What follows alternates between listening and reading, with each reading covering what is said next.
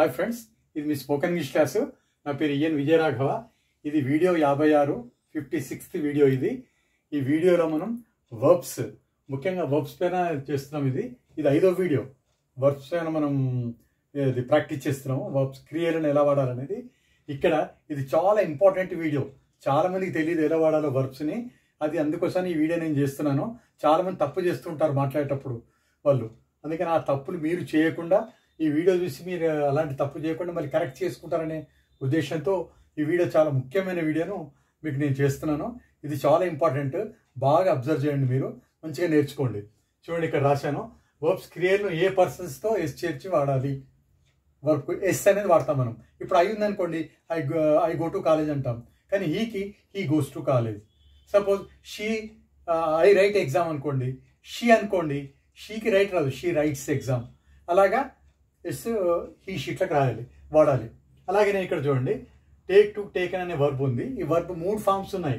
అయితే ఇప్పుడు ప్రజెంట్లో జరగబో పనులకు అన్ని వర్బ్లకు కూడా ప్రజెంట్ సింపుల్ అనే ఫామ్లో వర్బ్ యొక్క మొదటి ఫామ్తో మనం ఎప్పుడు కూడా హీ షీట్లతో వర్బ్కు ఎస్ చేర్చి వాడాలి.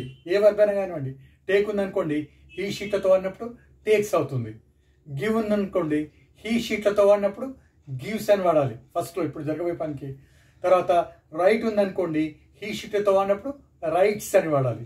స్పీక్ ఉందనుకోండి, ఐ యూదలతో సేమ్ ఉంటుంది, కానీ రైట్ అనే వాడాలి. I write, we write, we speak English, we write exam అని. అదే ఒకవేళ షీ అనుకోండి, she speaks English, she writes exam, she buys a car. అన్నిటి కూడా ఎస్ చేర్చి వాడాలి. వేటికి? ఈ 3 పర్సన్స్ ముఖ్యంగా హీ, షీ ఇట్లతో వర్బ్కు ఎప్పుడు కూడా ఎస్ చేర్చి వాడాలి ప్రజెంట్ సింపుల్లో, ఇప్పుడు జరగబోయే పనులకు. సెకండ్ వచ్చేసి ఐ, వీ, యూ, దేలతో వాడినప్పుడు వర్బ్కు యథాతథంగా ఉంటుంది, ఎలాంటి మార్పు అనేది ఉండదు. అందుకని టేక్ను టేకే వాడాలి, ఐ టేక్ టీ అని వాడాలి. గివ్ ఉందనుకోండి, దే గివ్ ఏ బుక్, వాళ్ళు బుక్ ఇస్తారు, గివ్ అనే ఉండాలి అంతే. అది దానికి ఏం ఎస్ వాడకూడదు. తర్వాత యూ అన్నప్పుడు కూడా దానికి సేమ్ అలాగే, you attend class, you attends అనొద్దు. ఒకవేళ హీ అనుకోండి, he attends class, she attends class, అలాగవుతుంది. ఇలా మీకు ఎగ్జాంపుల్స్ 5 ఎగ్జాంపుల్స్ ఇచ్చాను మీకు అర్థం కావడానికి. హీ షీట్లతో వర్బ్కి ఎస్ చేర్చి వాడాలి ఇప్పుడు జరగబోయే పనులకు. అదే ఐవీదేలతో ఎలాంటి ఎస్ వాడకూడదు, చేర్చి యాజ్ ఇట్ ఈజ్గా వాడాలి వర్బ్ ఉన్నట్టుగా. ఈ 5 వర్బ్ ఫామ్ సెంటెన్సెస్ వాక్యాన్ని గమనించండి. ఎగ్జాంపుల్ చూడండి. ఇక్కడ ఫస్ట్, ఐ టేక్ టీ, నేను టీ తీసుకుంటాను. హీ టేక్ అనకూడదు, హీ టేక్స్ టీ, అతను టీ తీసుకుంటాడు. అలాగే షీ టేక్స్ టీ, అలాగే వాడాలి మనం. మూడోది, దే గివ్ బుక్స్, వాళ్ళు పుస్తకం ఇస్తారు, వాళ్ళు పుస్తకాలు ఇస్తారు. దే గివ్ బుక్స్ అంటే ఓకే, దేతో సేమ్ వర్బ్ అలాగే ఉంది చూడండి. ఐ వీదలతో గివ్, సేమ్ వర్బ్ మారదు, ఫస్ట్ ఫామే. అదే ఒకేలా ఆమె ఇస్తుంది అనుకోండి books, she gives books.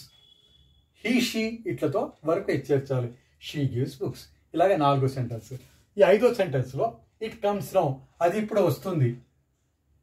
Bus కానివ్వండి, కార్ కానివ్వండి, జీప్ కానివ్వండి, బైక్ కానివ్వండి, ఏదైనా వస్తువు కదా, అది వాటితో ఇట్ వాడతాం. ఇటు కూడా ఇట్ కమ్ నౌ అనకూడదు, it comes now, it goes now, okay, it eats now, it drinks now. అలాగే ప్రతిదానికి కూడా మనం ఈ షీట్లకు ఎస్ వాడాలి. అది రూలు. ముఖ్యంగా రూల్ మీకు ఎక్స్ప్లెయిన్ చేయడానికే ఈ వీడియో 56 చేయడం జరిగింది. మీరు బాగా గమనించండి, మీరు బాగా 2-3 సార్లు ప్రాక్టీస్ చేయండి. ఇది మీకైనా డౌట్స్ ఉన్నట్టయితే కామెంట్ బాక్స్లో తెలియజేయండి. మీ డౌట్స్ అన్ని కూడా క్లియర్ చేస్తాను. I wish you all the best. Thank you. Have a nice day.